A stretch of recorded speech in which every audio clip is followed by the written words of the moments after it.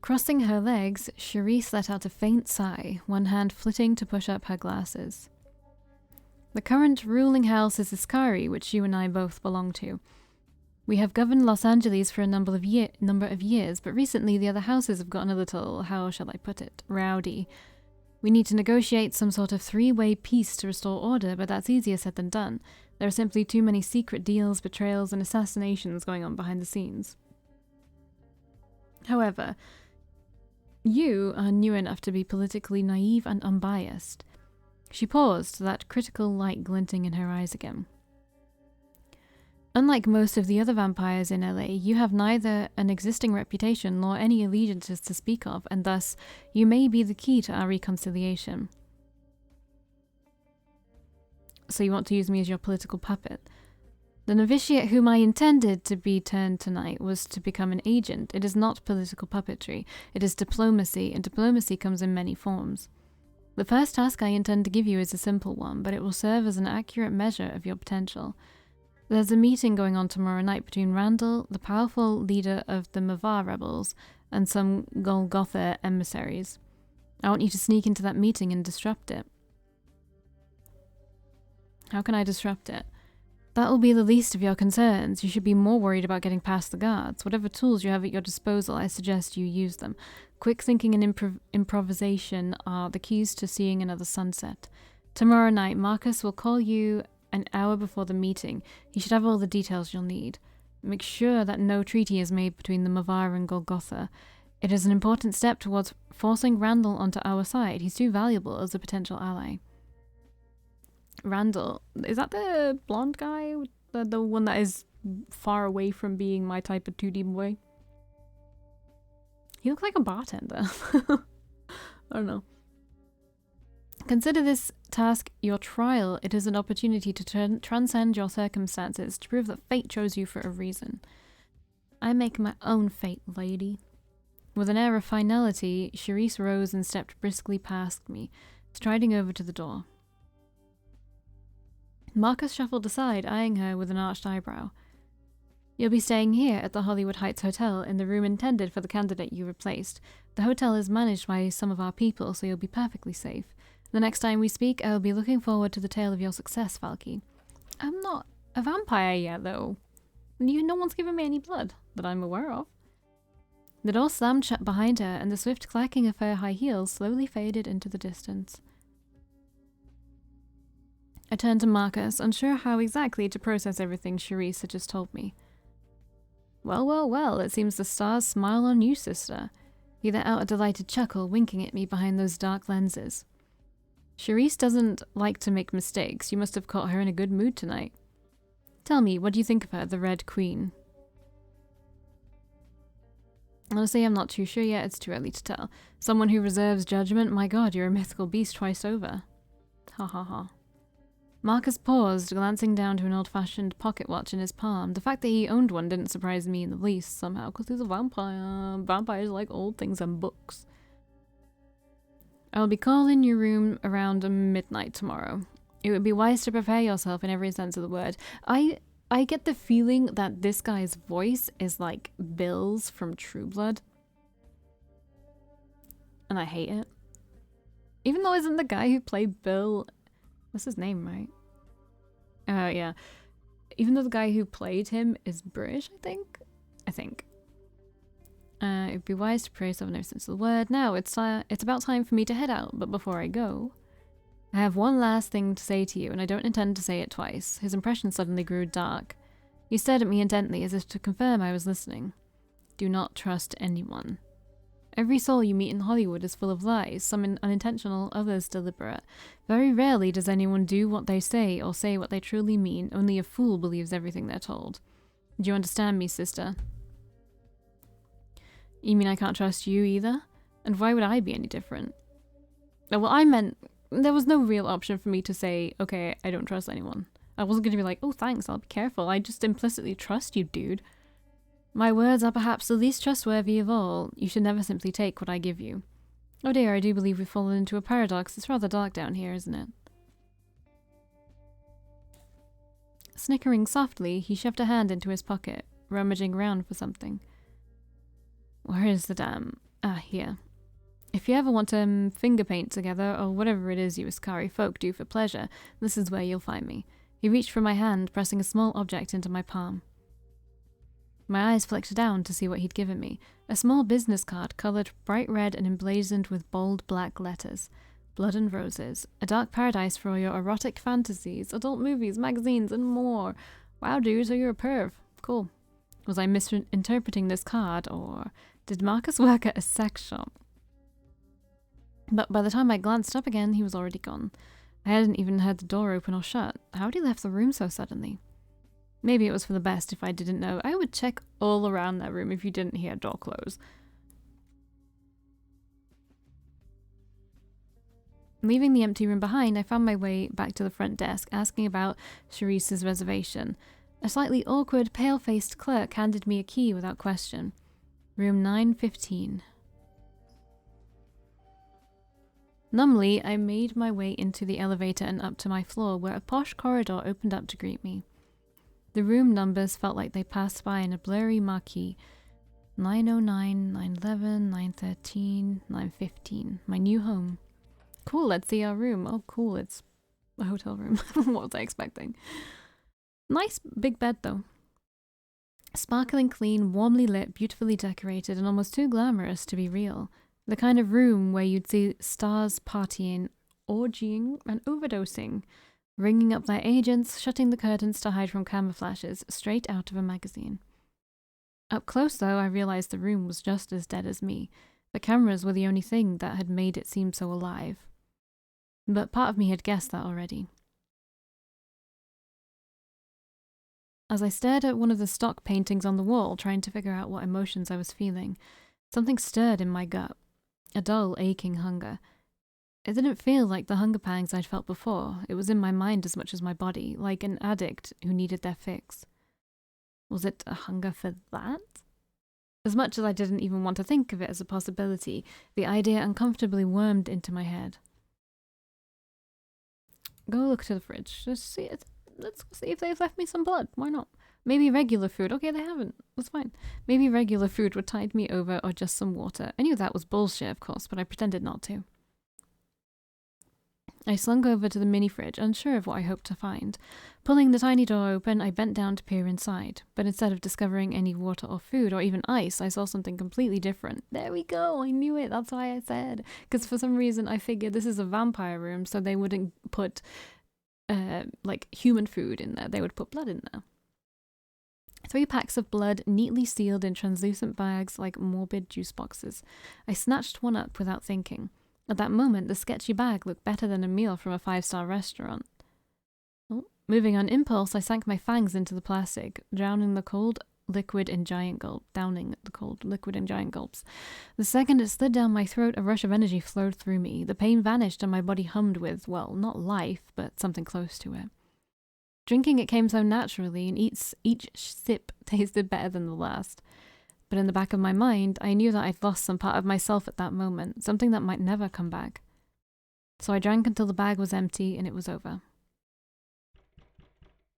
A knock at the door interrupted my dinner. I threw the empty bag into the trash can, quickly wiped off my bloody lips, and reached for the door. I thought Charisse and Marcus had left, but maybe one of them had come back to tell me something? Yeah, it's the guy that I'm gonna go for. Oh, good evening. A gentle, melodic voice purred out from the man before me. I'd never seen his face before, but his too pale skin and flashing fangs immediately gave away what he was. You're Valkii, aren't you? Please tell me I'm right. I'm not gonna be like overly whatever. I don't really know if I need to be though. Whatever. Yes, that'd be me. What did you want? I'm sorry, I meant to introduce myself better, but once you opened the door, all the words in my head just vanished. I don't want to be like, this is like, I'm not a person who's like that confident, and I don't feel like I would be suddenly as a vampire, do you know what I mean? Alright then, how about we start over? That's so sweet of you already giving me a second chance. He gazed at me silently for a moment, a bright enthralled glimmer shining in his eyes. I wanted to talk to you just for a little while. Promise I won't steal too much of your time. Yeah, whatever. Come kill me. Thank you.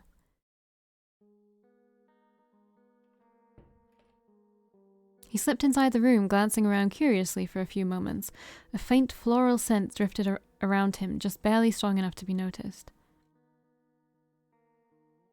When he turned back to me, his eyes intensely fixated on mine, flicking away now and then, as if he couldn't keep contact for too long. I didn't mean to catch you off guard, but I stopped by on, well, impulse. And really, I'm so happy that I did. He toyed with the fringe of his scarf, letting out a soft exhale. Oh, I'm sorry, my name is Heath. I already know who you are, of course, and I hope we get to know each other much better.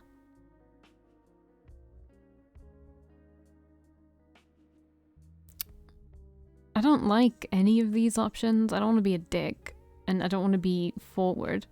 Even though this, like, romantic music, it's like, this has a slight tinge of something romantic, but it also has, like, a slight tinge of something sad, this music. Nice to meet you, Heath. I could use some new friends. Of course. I know Charisse and Marcus brought you in, but, well, neither of them are very comforting to someone new. I passed Charisse on my way in. She told me about what happened to you. It's awful. I'd say I'm sorry, but apologies won't get your life back, so I wanted to offer you a sympathetic ear and a shoulder to cry on if you needed it. I mean, I don't trust this guy. He's just pretty. He spoke quietly, gravely, as if we were attending a funeral for the Valkii who died back in that club. It wasn't so long ago that I lost my life too. The changes leave you almost numb at first, but when everything finally hits you, the loneliness is overwhelming. You know what? I wish I could go back. I'm not ready to be a vampire. I'm just saying. Many of us do. The sunrise, food and drink, the people you love, a racing heartbeat, the warmth of someone close. Heath closed his eyes tightly, biting his bottom lip. All of it gone before you can even kiss it goodbye. And from there, it's too easy to just fade away into oblivion. He let out a quiet sigh, running a hand through his feathery hair. It was a little surprising how much my situation seemed to upset him, considering the apathy or amusement everyone else had shown so far. Charisse mentioned your house, too. Houses, well, they're supposed to be the core of who we are in this hidden world, what defines us and what sets us apart. Our gazes met for a few moments. He kept his head slightly lowered, either from shyness or a conscious effort to be coy. You know, from the moment I laid eyes on you, I could tell you were an Iskari. Your aura and poise, the emotion under your voice, everything about you was so vibrant, like you never left the world of the living. I'd be lying if I said I wasn't a little jealous.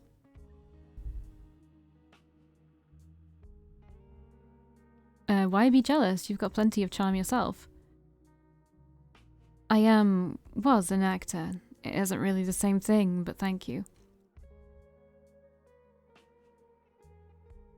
He studied me for a moment in silence before his gaze shifted to the window. I glanced past him at the glittering cityscape, only to meet his stare again in the glass's reflection. Something about this, like, interaction with this person that's not even real that feels strangely intimate because of the way it's written. His expression had quickly sobered. The way his moods seemed to shift so quickly caught me off guard. It was like they flicked on and off at a whim. You know, a few years ago, you would have had a group of Iskari to welcome you into this new world. But now, well...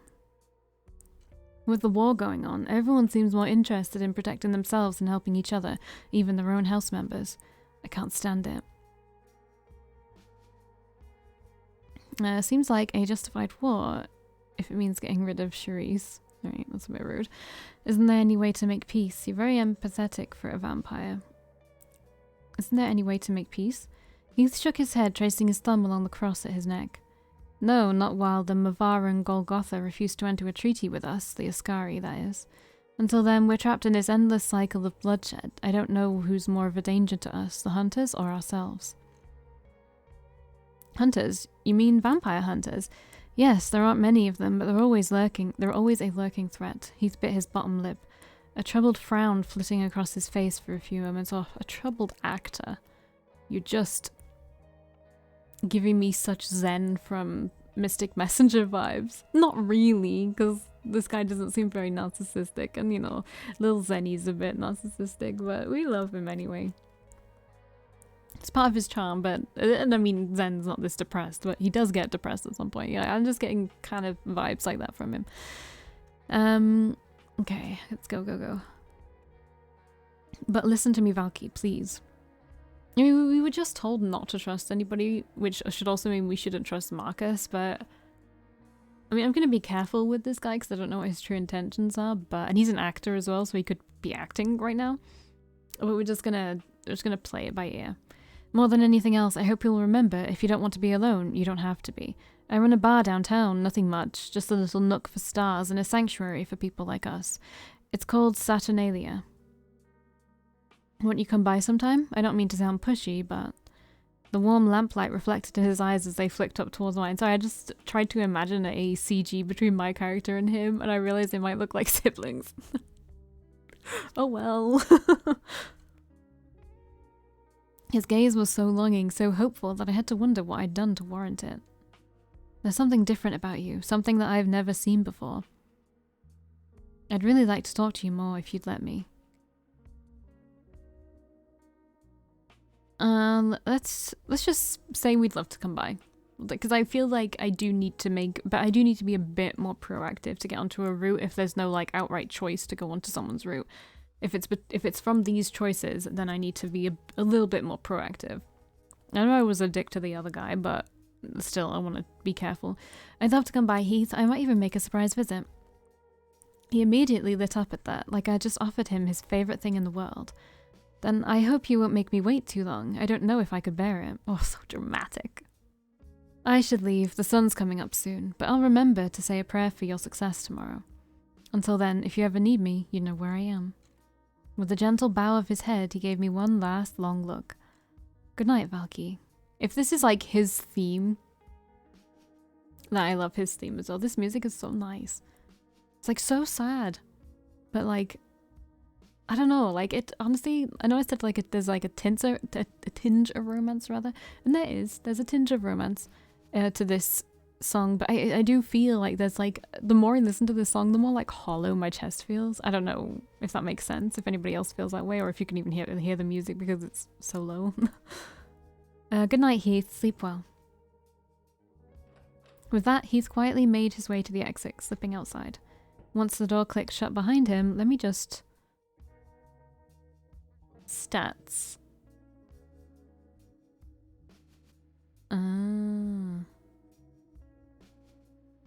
Okay, there's no guy stats. I'm more human-like than vampiric right now.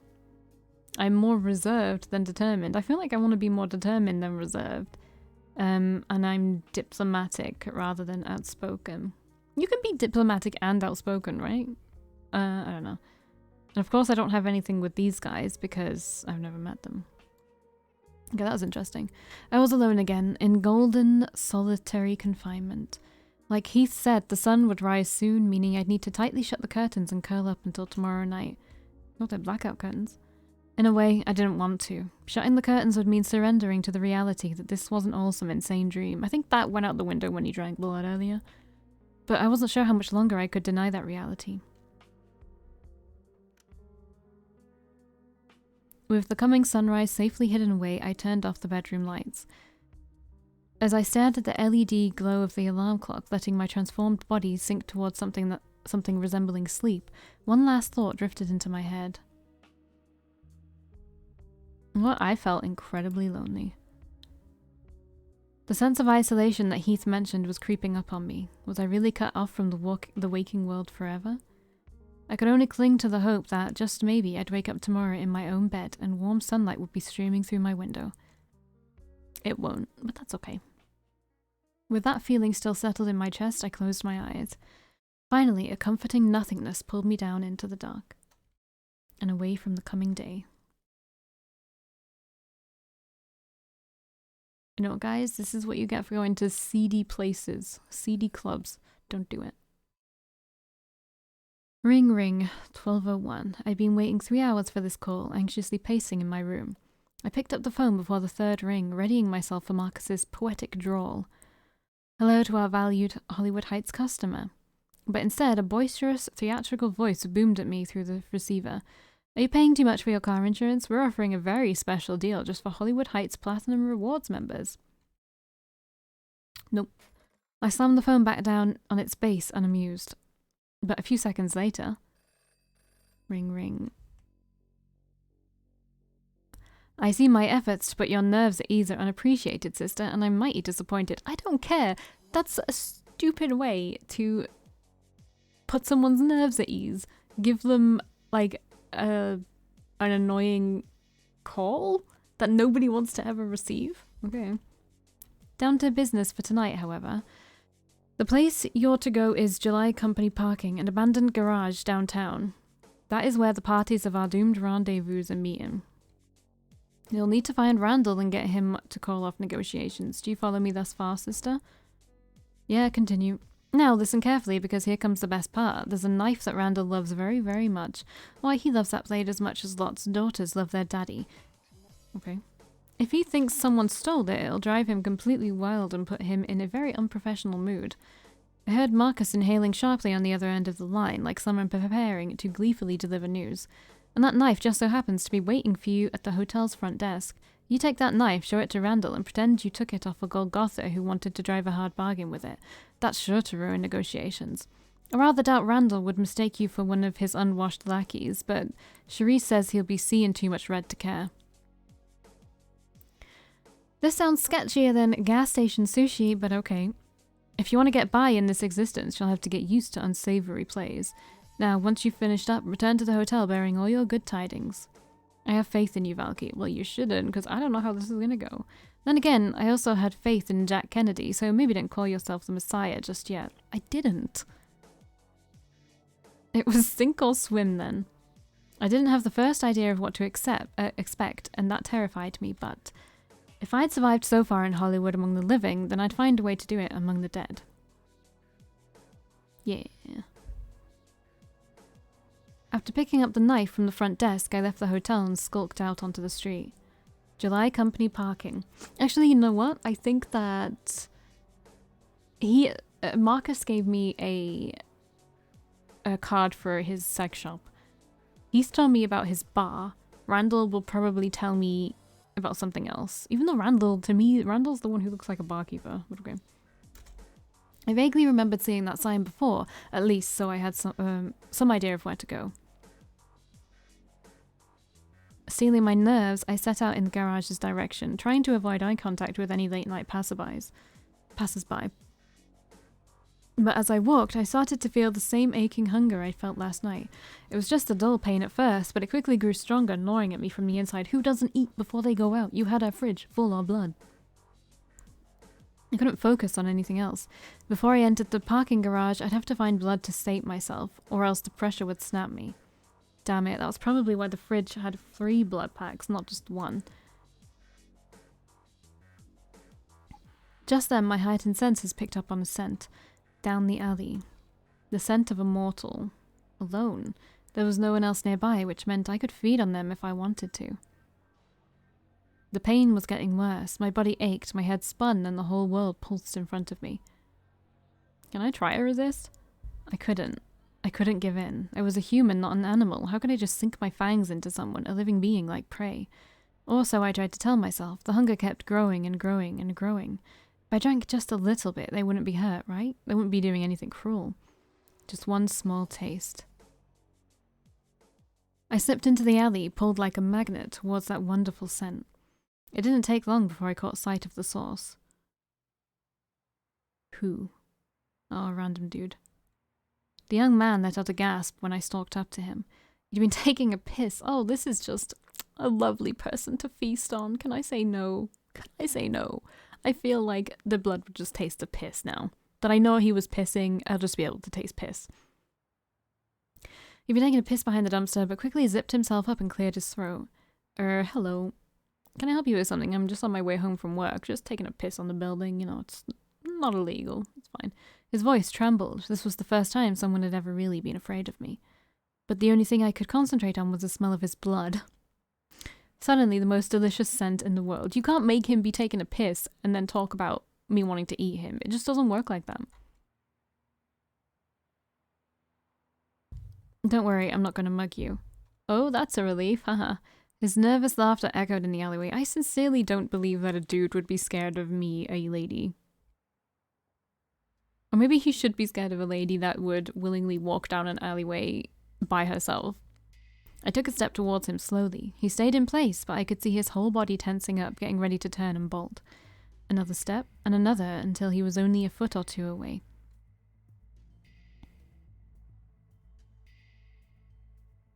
You can't run away because you don't want to. What do you... His eyes shot wide. I was right, of course. I look like a old school vampire in that picture. My arms coiled around him and I leaned in to drag my tongue along his slender throat. For a split second, I saw something strange. A pair of bitter green eyes. Then they vanished. And all I could think about was my burning hunger. Bitter green eyes. You're dreaming, don't worry. With a shuddering breath, he closed his eyes, weakly clutching my shirt. My lips met the side of his neck. Fangs extending, I pressed them to his flesh.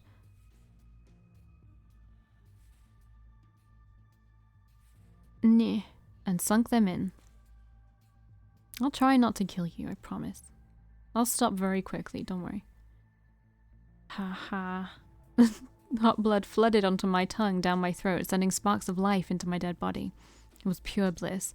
Not like food, not even like a buzz. It was a high, a delicious shock that ran through me and lifted me up. The blood pack from last night couldn't even compare. It was like tasting ambrosia after licking dirt off the ground. Not gonna do with weird noises. But it wasn't just the taste that made the moment euphoric. It was the experience, the predatory feeling of holding this mortal who squirmed with pleasure as I fed from him. The faint whimpers leaking out from beneath my fangs, soft and sweet. Why was it so unnervingly satisfying? Slowly his body grew limp in my arms, lightly trembling, chest rising and falling unevenly. I pulled back, licking my lips. I'd almost gotten carried away and drunk too much. It was so hard to help myself. The young man was still slumped in my arms, peacefully unconscious. I could still feel his heart beating, and his skin didn't look too pale. He'd wake up before long, or so I hoped. But I couldn't waste any more time. I needed to head towards the garage to catch the meeting before it ended, so I decided to carry him somewhere safe. This was LA at night, and leaving an unconscious guy lying in the alley was probably only a step away from manslaughter. Funny how this boy was more in danger from his fellow man than from a monster like me. Grabbing him under his arms, I dragged his ragdoll body through the shadows, searching the nearby buildings for a safe place to leave him. It wasn't long before I found an old dentist's office, long since abandoned. I kicked open the door and set the man down inside the dark, dusty waiting room, tossing the rug on top of him for a blanket.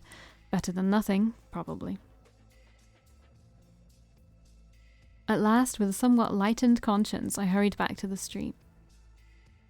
But as I rushed towards the parking garage, savouring the last drops of blood on my tongue, I couldn't stop thinking about what had just happened. So this is what it meant to be a vampire, an urban, unholy apex predator. A parasite, just like Marcus had said, living off of somebody else's life. You'll be fine. There really was no going back.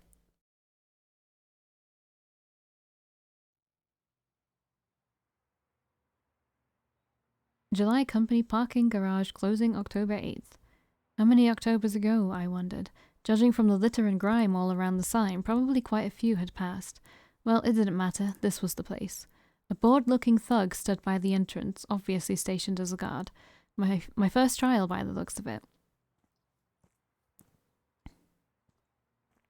Putting on a confident expression, I strode up to him, clearing my throat. Place is closed. Go dick around somewhere else. He barked a few short words out at me before I could even open my mouth.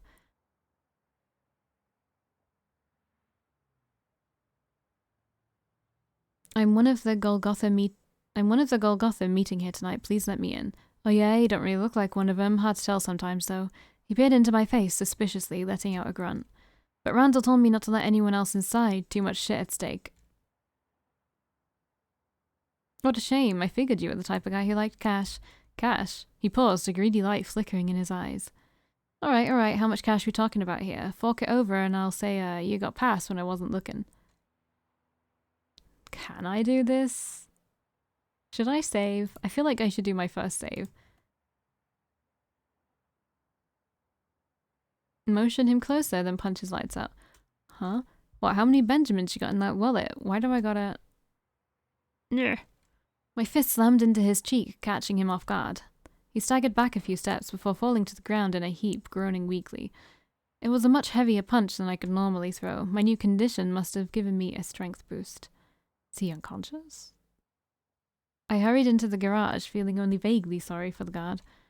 I was living in an even more brutal world than before, and I had a sense that misplaced mercy might equal death row.